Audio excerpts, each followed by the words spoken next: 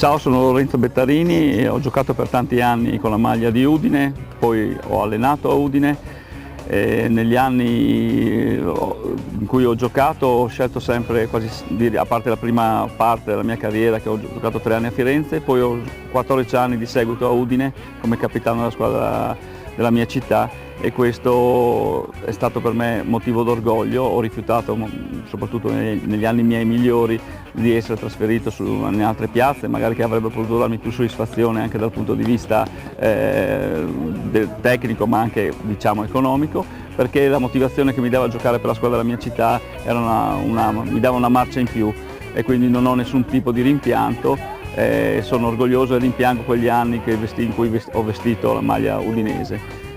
Quindi vi aspetto tutti a questa importante manifestazione, a questa festa dello sport che si svolgerà al Città Fiera a Udine dal 29 luglio al 5 agosto. Venite numerosi.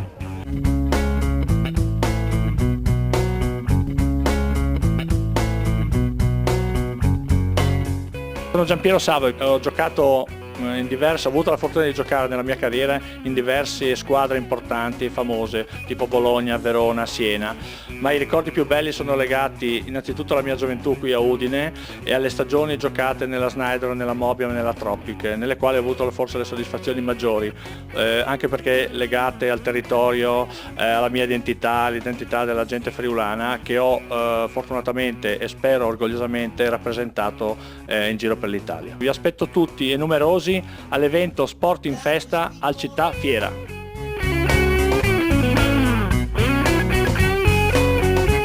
Sono Roberto Gualteroni, istruttore di mini basket, sono qui per presentarvi l'evento dell'anno al Città Fiera, evento sport 29 e 5 agosto. Vi aspetto per giocare con i bambini del mini basket dai 6 agli 11 anni, dove tutti quanti proveranno a giocare nei fondamentali della pallacanestro col palleggio, il passaggio e il tiro.